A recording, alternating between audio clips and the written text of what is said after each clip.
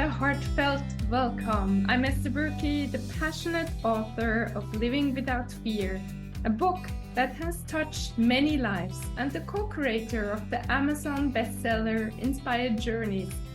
If you're here to explore a world of new possibilities and find inspiration, you're absolutely in the right place.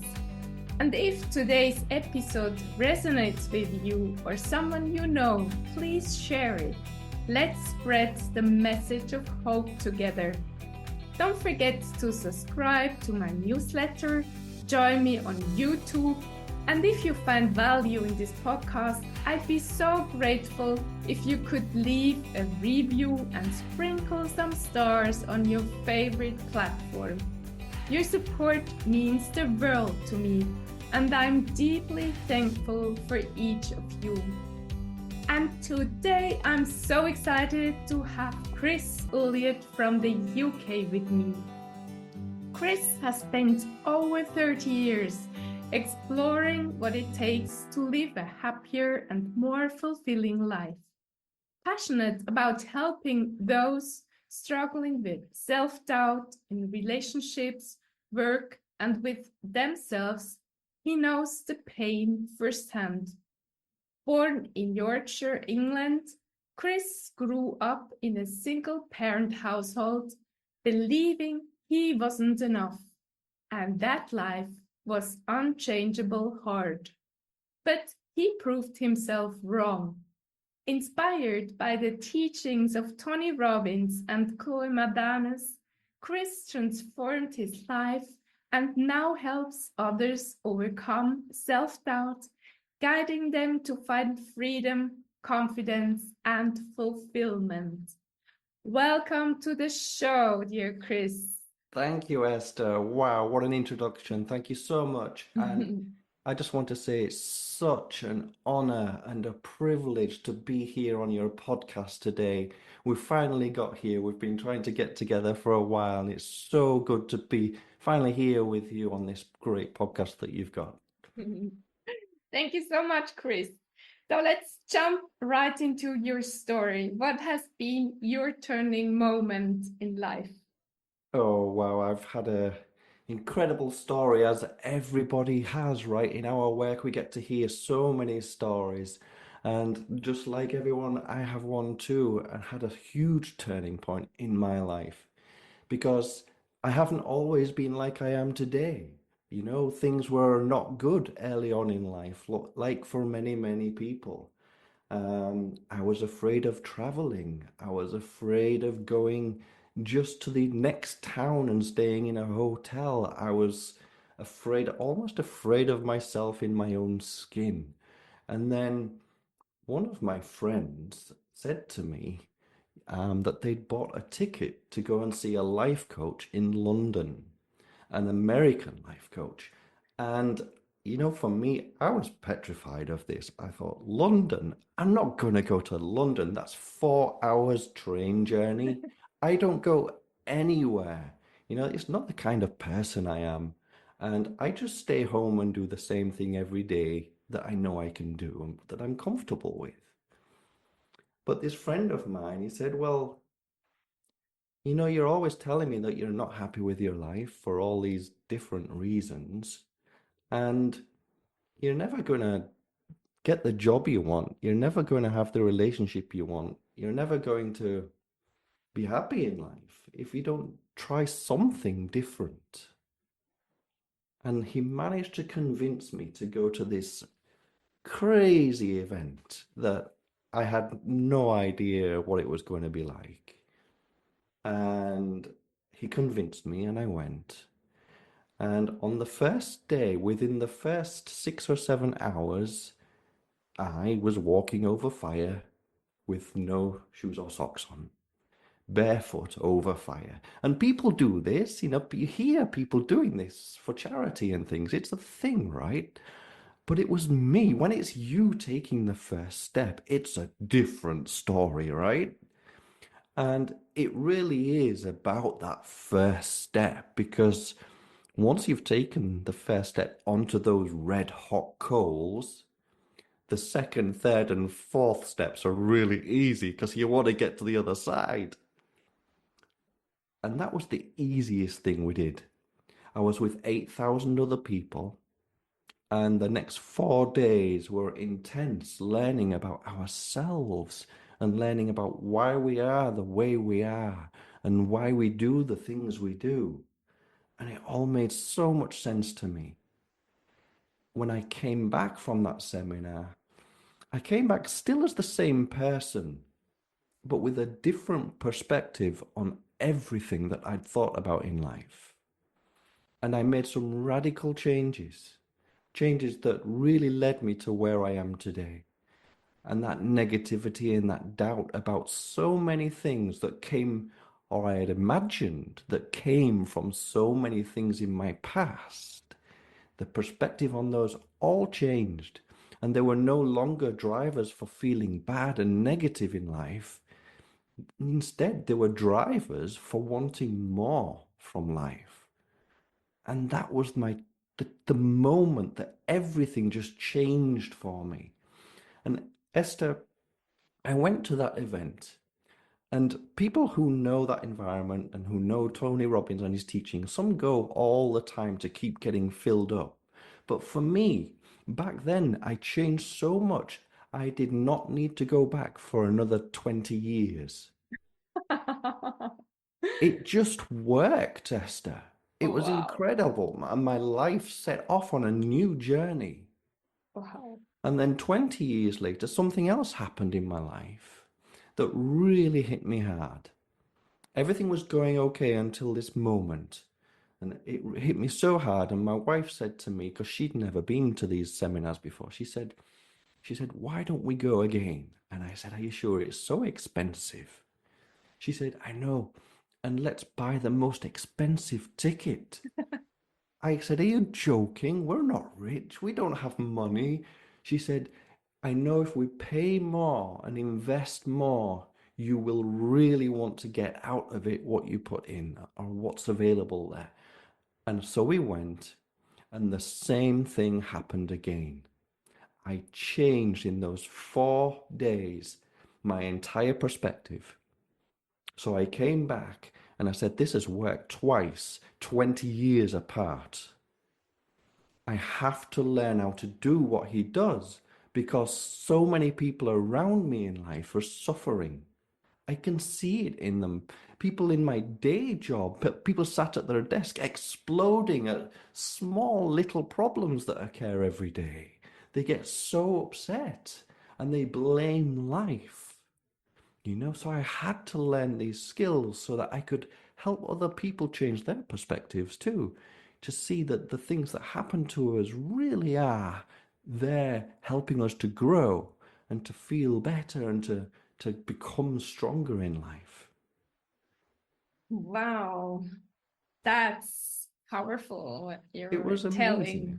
It really was. So, and I know you started NLP, Yes, yes. neuro linguistic programming. It's a technique Tony Robbins also uses.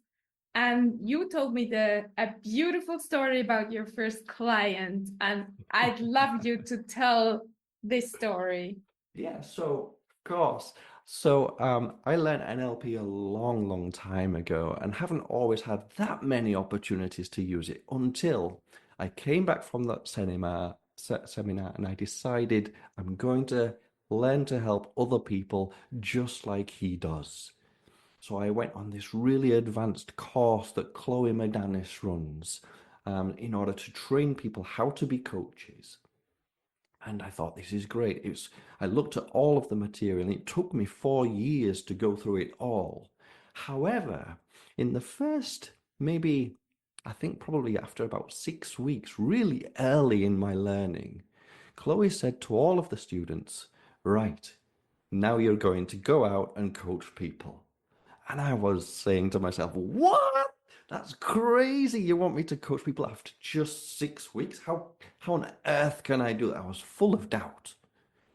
And she said, go and do it and get used to this because this is who you're going to be. So I'm a member of a local Facebook group. I live in a tiny village and I run the Facebook group for us. And so I put a message out and I said, look, guys, I'm learning life coaching. So if anyone would like to experience what it's like and give me a chance to learn in how I help people, please come forward. I'll do it completely for free and we'll just see how it goes. And I thought nobody in my local village who are really not into self-help or even going for, therapy and things like that. They're all farmers and they're not kind of with modern people looking for help today. So I thought nobody's going to be reaching out to me. And then I got a message, and it was from a lady down the road. I didn't know her that well, but she said, Chris, she said, I've been in therapy all of my life.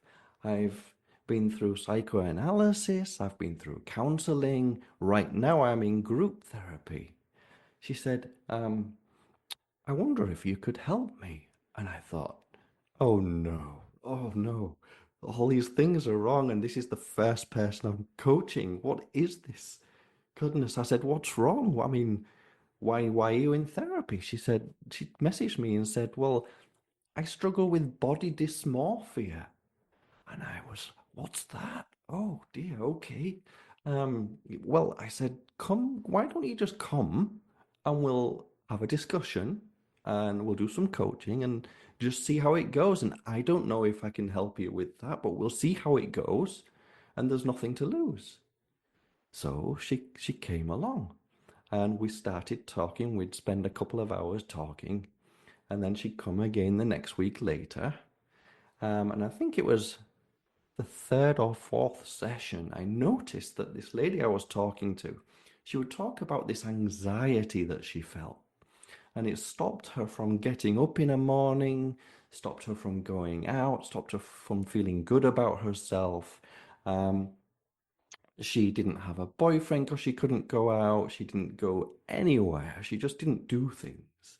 And when she talked about it, I noticed that she was always gesturing towards her upper stomach area when she felt this anxiety and this heaviness that she described it as.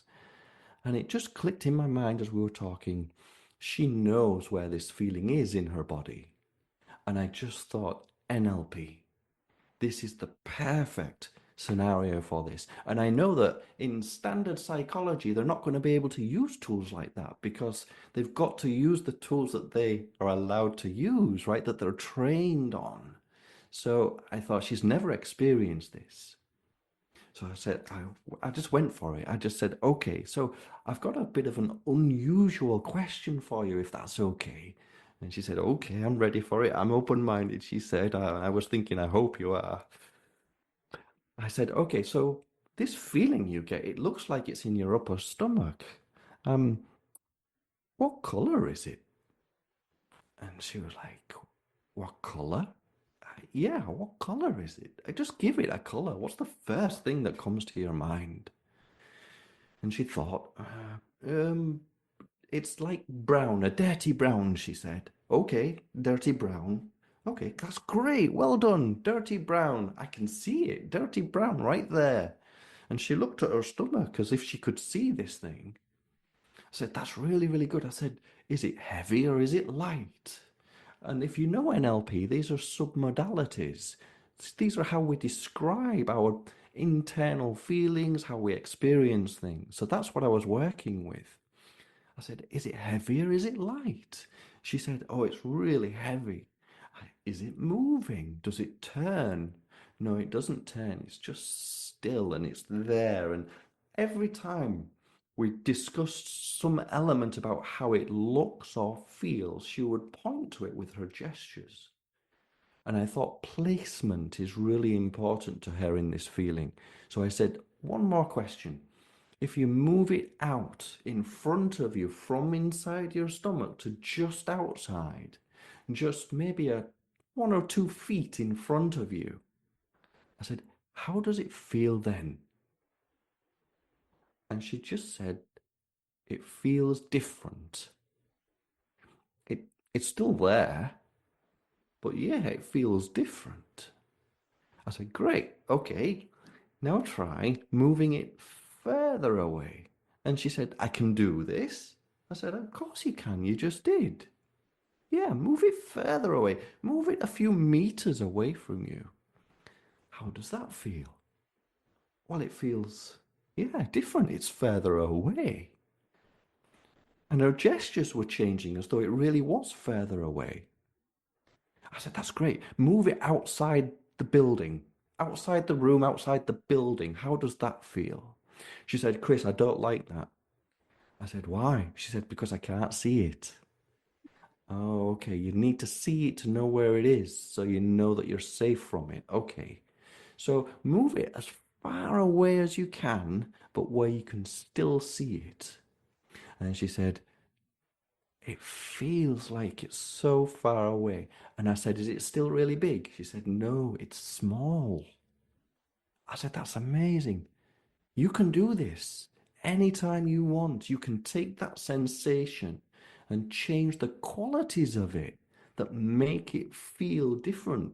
Because this is how you've been creating the experience inside yourself, having this big, brown, dirty, heavy thing that was still right inside your upper stomach. You've been creating that. So you can equally create it in a different way so that it feels different.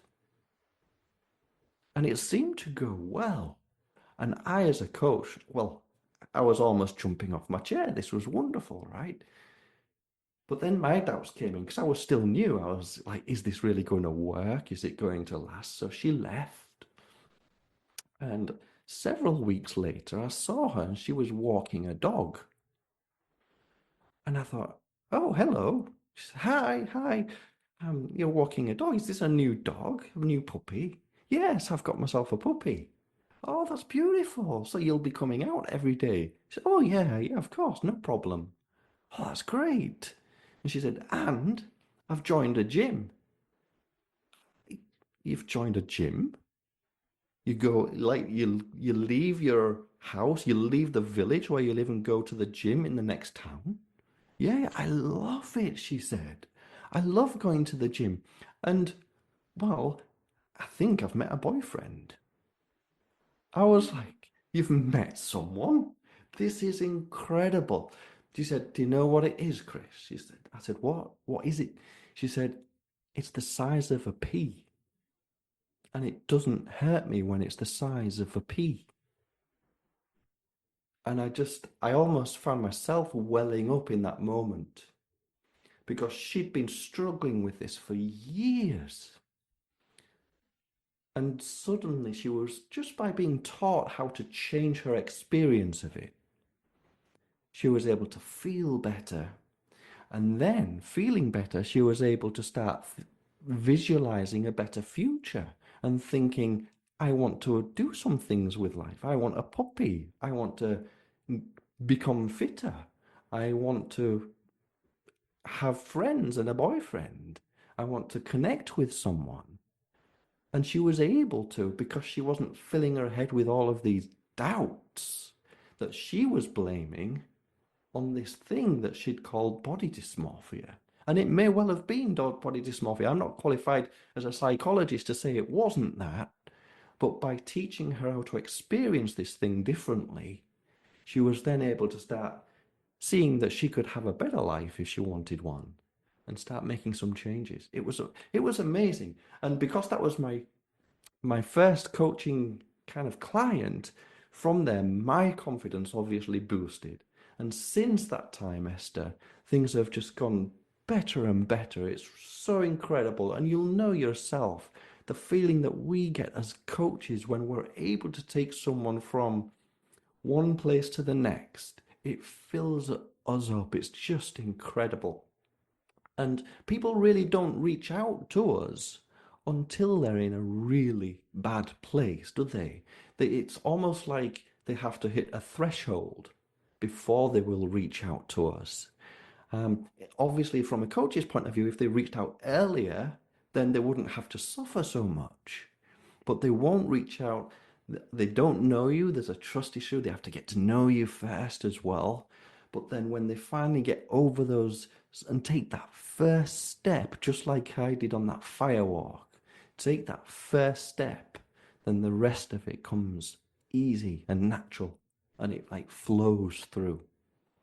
It's a wonderful experience. It really is. And I would invite anyone, Esther's written a wonderful book. If you haven't read this book, please do, because it's full of incredible things that help people live their lives without fear.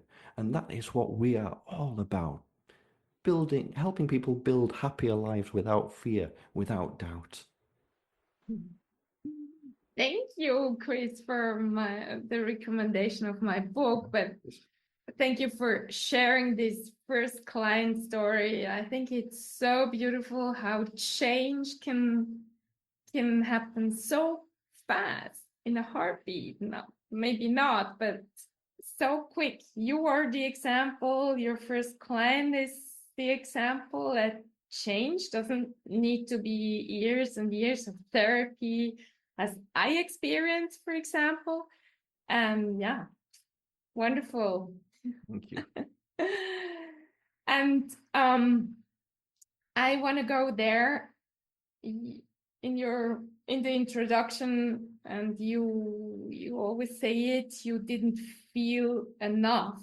And this is also one of my main topics I had, not being enough, not feeling enough.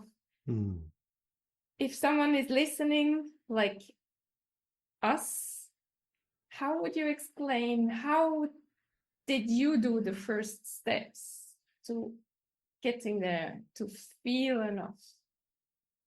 Well, you're absolutely right, Esther. Like you said, we all have this story.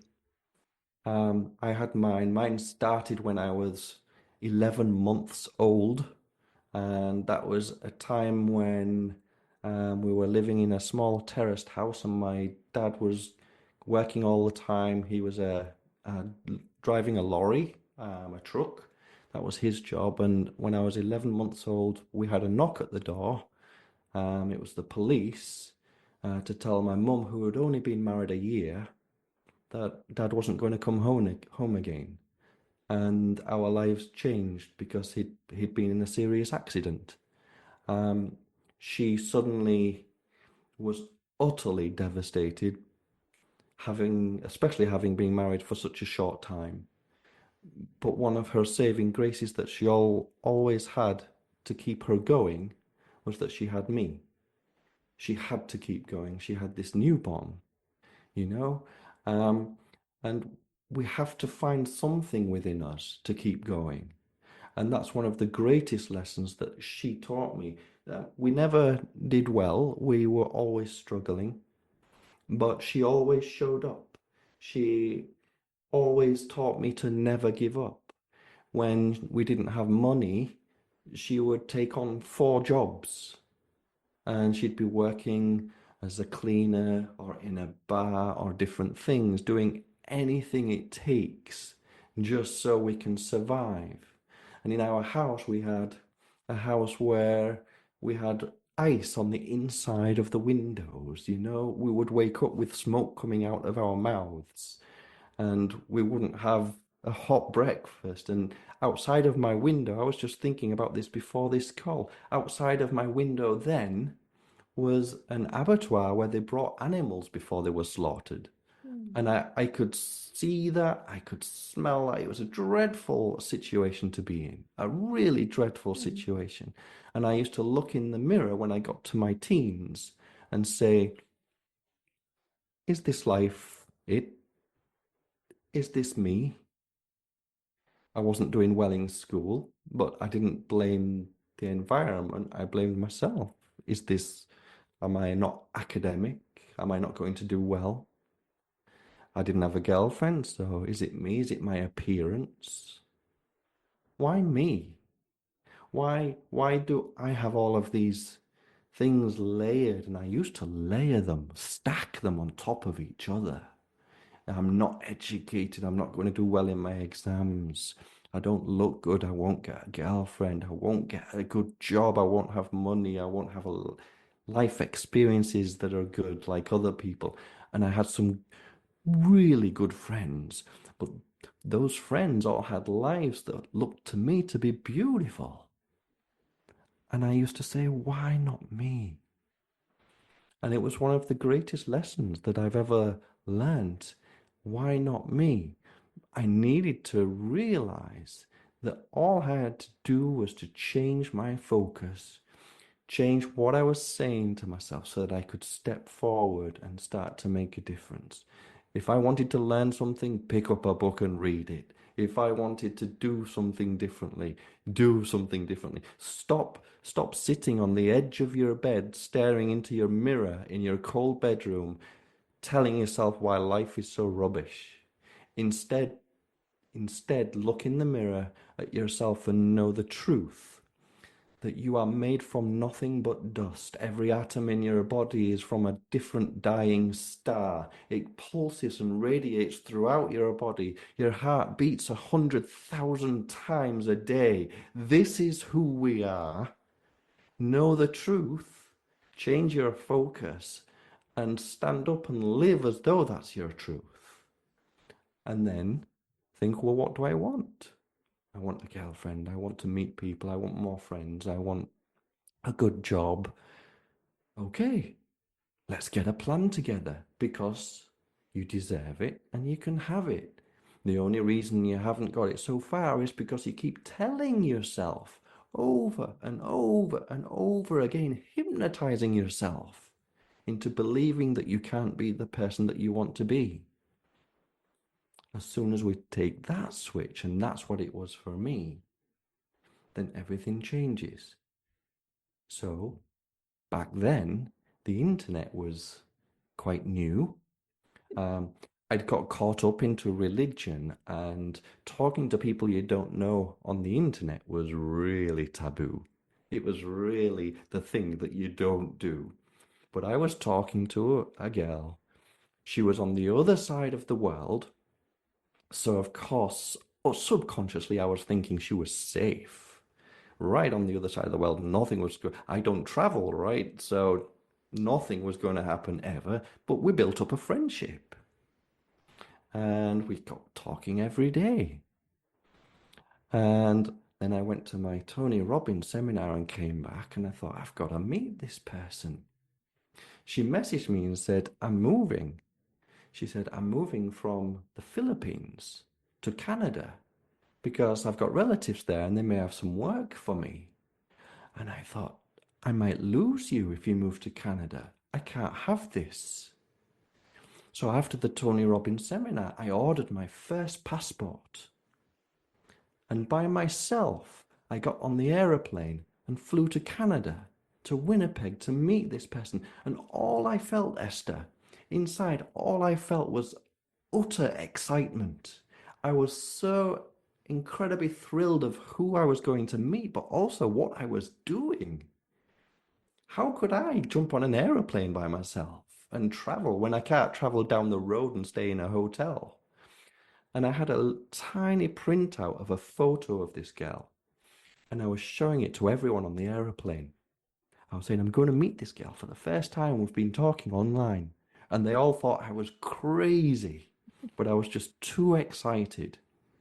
So I remember I landed, went down the escalator, and she was there with all of her family waiting for me. And I thought, oh my word, there's loads of them. It was it was incredible. And I met this girl, and she is just through the other room. We've been married 21 years. Yeah. And that's the power of deciding that you do deserve more, that you can change your focus and decide, okay, what do I want and how do I get it? And we can have it. It's all there for us. Life is a gift. If just we make that switch in perspective that I talked about earlier on. Beautiful, Chris. I love your story. You're such a good storyteller. I could Thank you. listen to you another hour. Yeah, so change your focus, you said. and just decide that you want something better in your life. And what I experienced, how is that for you? I was rather impatient all these years. I know. Sometimes we don't understand why we need to wait. But sometimes we just need to grow, you know. What if all of those things that I went through, Esther, the things that you have been through, what if all of those things were gifts? If you can change your mindset to believe in that, then everything changes in an instant. For as long as you call them things that happened to me, and that's why I am the way I am, you know, as long as you use them as pain rather than growth, then you will stay stuck and become impatient. As soon as you see them as the learnings that they gave you, see them as the strength that you became, then you can take those strengths and plan and decide what you want to do and make changes to life. That's why today, as I was preparing for this and I was thinking about how I used to look out of my back window, today I was looking over fields, rolling fields and hills where they come and harvest all of the crops, although it's not that season right now. But yeah, it's a beautiful view of greenery and I can see the weather rolling in and it's just a wonderful place. Things never stay the same. Often we try and cling to comfort and things, wanting to things to be the same because we're afraid of change. But things never stay the same. And when they change, they can change to be beautiful if you just open yourself up to it. See, see the miracle that we are. Yeah. And what do you say, how to tame impatience? Well, taming patience, you don't need to tame it as such unless you're waiting for a particular circumstance to change. But we can always take small steps. Sometimes when I'm talking to people in my coaching, Esther, they want to make such massive changes and they look right at the big change that they want. You know, they may be broke and they may be saying, I need to be a millionaire because my brother's a millionaire and I look stupid in the family. You know, I need to go from this to this. I need to go from being not very confident about myself to being married and having 5 children. Huge leaps, right? People have these massive goals, which are brilliant, but you're never going to achieve them unless you break them up into the much smaller steps that are needed to get there.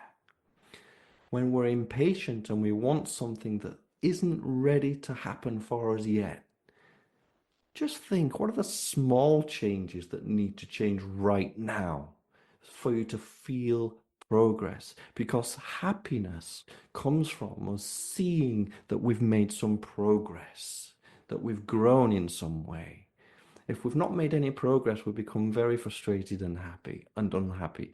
But if we make some progress, even the small steps, and we start building on each other, and you get a plan together and start making those changes, then the impatience becomes more of a driver than a frustration.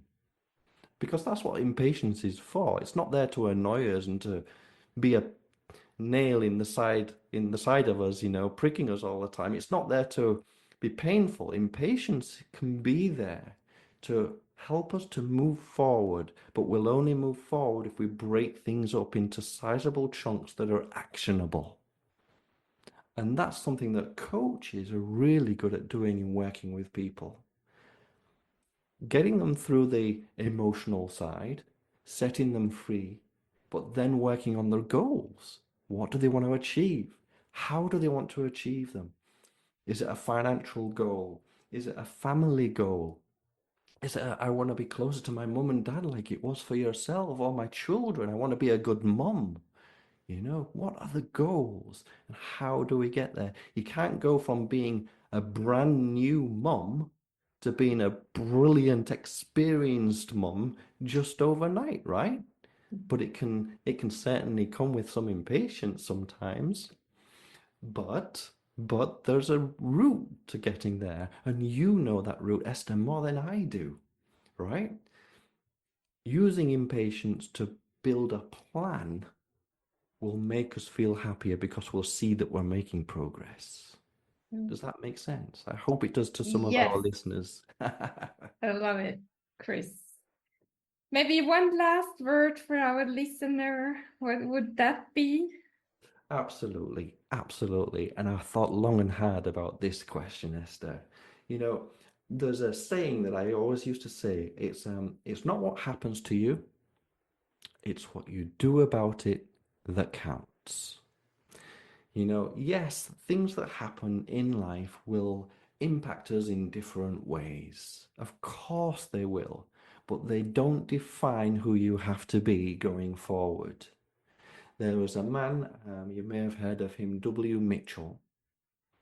He was a man who was just a janitor, just going about his job, living with his mum and dad, had a girlfriend, and then he was riding his motorbike back home after work, and he went smack into the back of a milk truck, and the petrol lid of his motorbike popped off.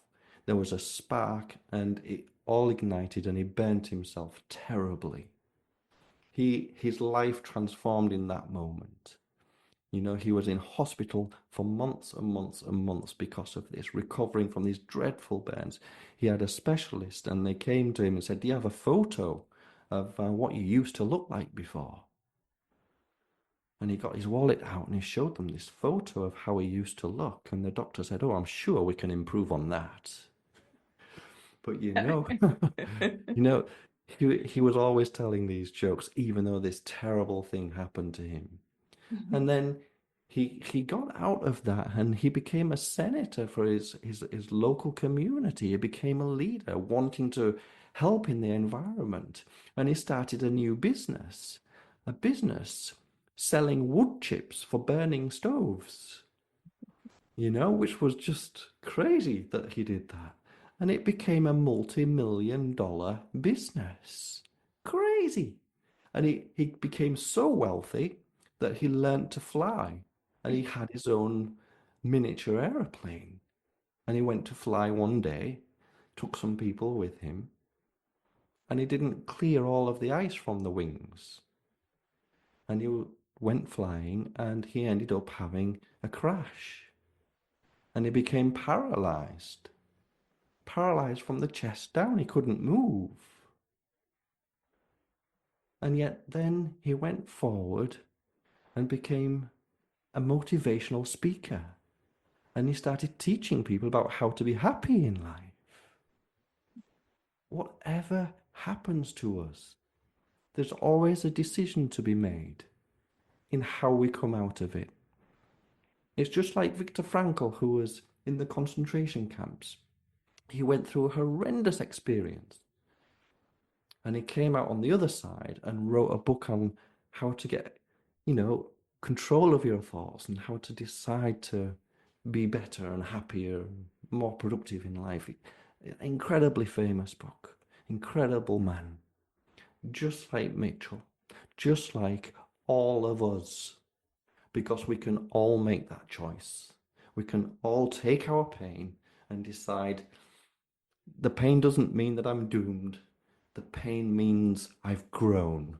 The pain means I can do this. So my last word, Esther, and thank you so much for this opportunity to speak on this fabulous, fabulous podcast of yours.